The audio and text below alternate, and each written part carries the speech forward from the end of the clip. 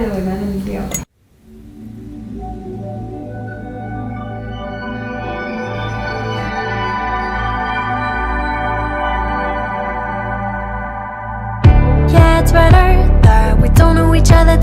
มันก็ดูมีคอนเซปต์อยู่นะแต่ว่ามันสุดท้ายแล้วมันตอบไม่ได้ขนาดนั้นว่ามันคืออะไรนอกจากมันคือตัวเราแล้วมันยากมากเลยกับการต้องไปตอบคำถามว่าแบบคอนเซปต์คืออะไรฮะนั่งก็ได้ค่ะมีความแบบขี้เกียจมากเลยในการขยับตัว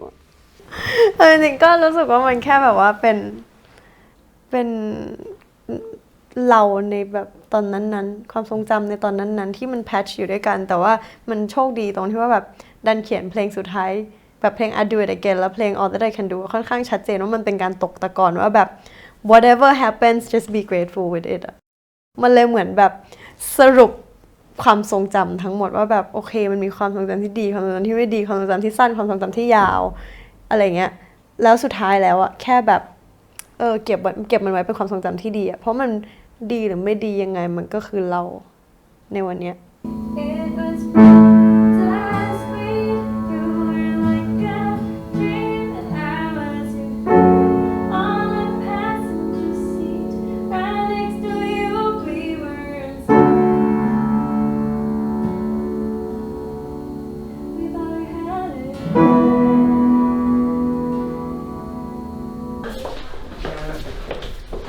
ยังไม่ลงมาอีกเหรอ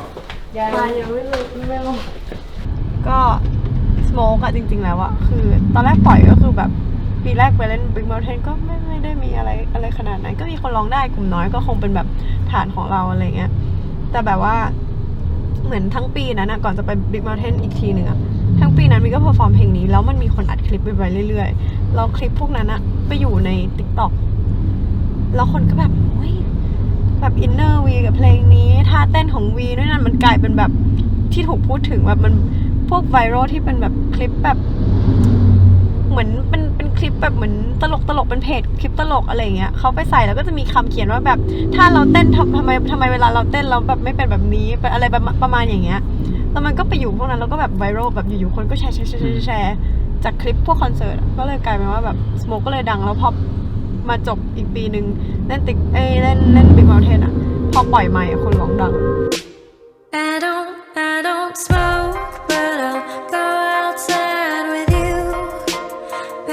มันจะมีซาวด์หนึ่งที่ไม่รู้ว่าคนแบบ appreciate ขนาดไหนอะแต่มันเป็นเสียงเปียโน reverse อะแบบมันอยู่ในช่วงที่แบบเป็นช่วงดนตรีโหมอะเป็นแบบฟืดอย่างเงี้ยเป็นแบบฟืดเฮ้ย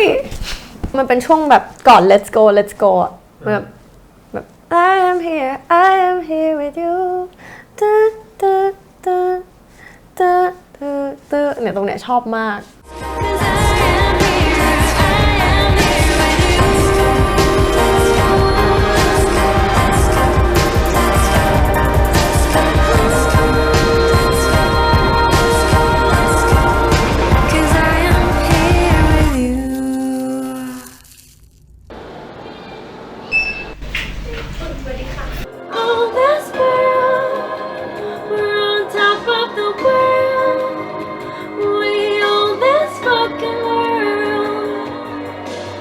อันนี้แบบไม่ได้จะปล่อยเป็นซิงเกิลเป็นเพลงในอัลบั้มแล้วแบบ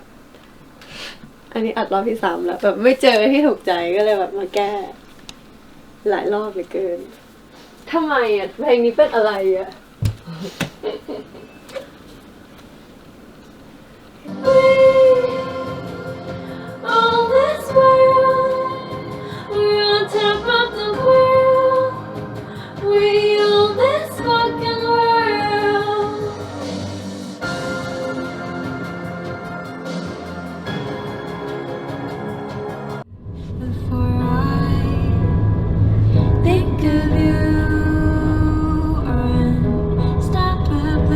ขอเล่าว่า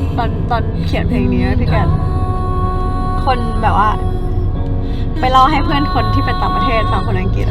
เขาบอกว่าเนี่ยชื่อเพลงว่า Unstoppably แล้วเพื่อนก็บอก That's not a word ก็แบบมันไม่ใช่ it's not a word แล้วหนูก็แบบทำไงดีว่าไปเสิร์ช เจอไหม เสิร์ชเจอแบบยากอะแต่แปลว่าถ้าเจอแสดงว่ามันก็ต้องมีแหละหรือแบบถ้ามันไม่ถูกอะอย่างน้อยมันก็ไม่ใช่เราคนเดียว แล้วก็แค่ own up to it แล้วมันก็แบบนั่นแหละ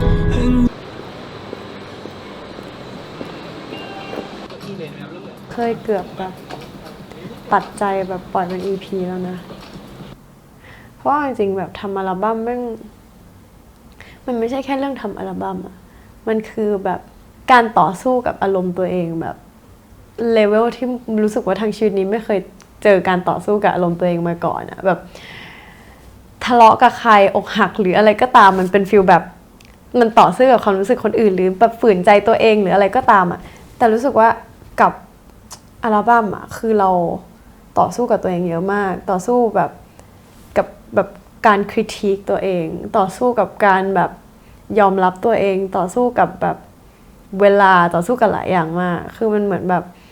อย่างที่บอกความคริติคตัวเองมันเหมือนแบบเราดันอยู่ในวงการมาพักหนึ่งอะแล้วเราไม่เคยมีอัลบั้มแรกที่เราควรจะทำแบบชิลๆออกมาเป็นตัวเองเต็มที่แต่อันนี้มันกลับรู้สึกว่าเฮ้ยมันมีคนคาดหวังอยู่เป้าวะแล้วเราก็ดันเป็นกึ่ง perfectionist นิดๆว่าแบบอัลบั้มแรกฉันอยากให้คนแบบนึกออกไหมแบบมันมาทั้งทีนึงต้องแบบอย่างนั้นเลยอะไรเงี้ยมันทะเลาะกับตัวเองตรงที่ว่าฉันรู้นะว่าฉันทำเพลงภาษาอังกฤษมันอาจจะไม่ได้แบบแมสในไทยมันอาจจะไม่ได้แบบเป็นที่รู้จักแบบท็อปฮิตหรืออะไรอย่างนั้นได้ขนาดนั้นอยู่แล้วเพราะมันไม่ใช่เพลงภาษาไทยอะไรเงี้ยเหมือนแบบตอนเคยปล่อยเพลงไทยยอดวิวมันขึ้นเร็วไงแต่พอเป็นภาษาอังกฤษคือยอดวิวมันก็แบบขึ้นช้ากว่าแล้วเราก็ต้องคอยบอกตัวเองว่าแบบเฮ้ยอยู่ไม่ได้รู้จักคนถึง 50,000 คนสักหน่อยในชีวิตอยู่ควรจะ grateful กับ 50,000 คนนี้นะอันนี้ก็บอกว่ามันมีความคาดหวังของตัวเองบางอย่างอยู่แล้วก็คาดหวังว่าคนจะคาดหวังแบบนี้อะไรอย่างเงี้ยแล้วมันเลยทำให้แบบยากจนมีอยู่ช่วงหนึ่ง lost ไปเหมือนกันนะว่าแบบมันกลายเป็นจุดที่แบบพยายามจะทำเพลงเพื่อ please คนมีที่บ้านก็บอกว่าอยู่แบบอยู่จะไม่เอาหน้าไปโผล่ในมีเดียเลยเหรออยู่จะไม่เล่นซีรีส์เลยเหรออะไรเงี้ยก็รับเล่นซีรีส์ไปเรื่องนึงแล้วก็รู้สึกว่าไม่น่าเล่นเลยเนาะเป็นฟีลแบบว่าคือก็ enjoy ในสิ่งที่ทำนะแต่แค่รู้สึกว่าเหนื่อยมากมันแบบจันทร์อังคารพุธถ่ายซีรีส์พฤหัสศุกร์เสาร์ไปเล่นคอนเสิร์ตวันอาทิตย์กลับมาที่กรุงเทพจันทร์เริ่มใหม่อย่างเงี้ยเป็นเวลา4 เดือน5 เดือนเต็มๆแล้วมันแบบกูไม่ป่วยได้ไงวะเนี่ยแบบกูรอดมาได้ยังไงก็ไม่รู้อะพอทำงานแบบนี้ปุ๊บก็จะแบบเฮ้ยเราไม่ได้ทำเพลงพอไม่ยอมรับทุกอย่างเราไม่ได้ทำเพลงก็แบบเฮ้ยแล้วงานล่ะแล้วแบบเราเนาะคือเป็นความแบบคือเถียงกันเอง มันเป็นอย่างเงี้ยไปเรื่อยๆจนรู้สึกว่าหรือเราตัดใจแบบปล่อยเป็นแบบ EP ไปเลยแล้วก็ move on ไปสู่อย่างอื่นเลยไหมจะได้แบบว่าเป็น1 ทีแล้วก็เริ่มใหม่อะไรอย่างเงี้ย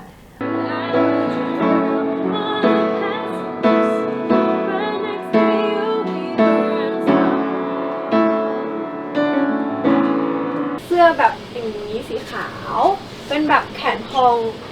บาดๆลงมามันจะหวานมันจะหวานอันนี้คืออีตอแหลเป็นชุดอย่างกับชุดนอนเป็นสีน้ำตาลอีตอแหลก็ดูจะเวิร์กแต่ว่ามีสูทซึ่งสูทก็สามารถใส่กับแบบเป็นแบบเราก็มีสามารถแบบใส่ในข้างในเป็นเต็มชุดจะใส่แค่ตัวนี้กับยีนก็ได้อันนี้ดูนะดูดีใช่ไหมดูแล้วก็ใส่แต่จริงๆถ้าใส่อยากใส่ข้างในใช่ไหมใส่อันนี้เป็นลายดอกไม้เลยอันนี้ได้นะเนาะอันนี้ดีนะได้ครับถ้าจะน่ารักโอเคครับ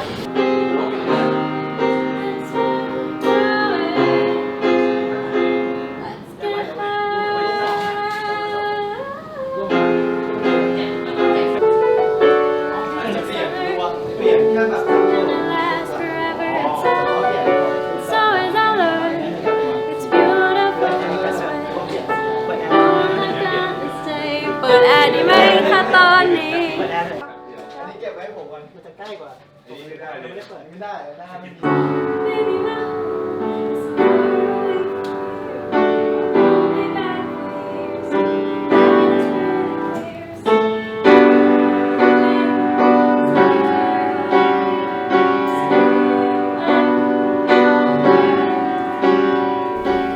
วีไม่ได้เป็นคนคิดลึก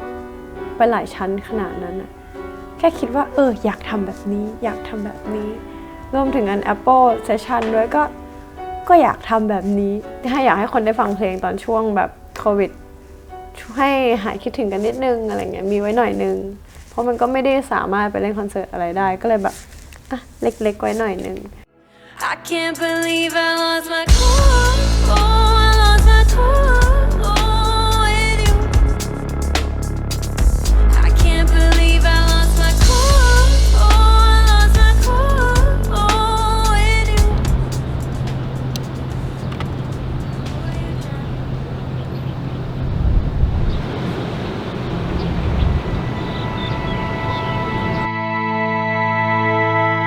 It's raining, it's sunny, it's windy, it's cold. It's morning, it's early, and it's time to go. But I don't want to.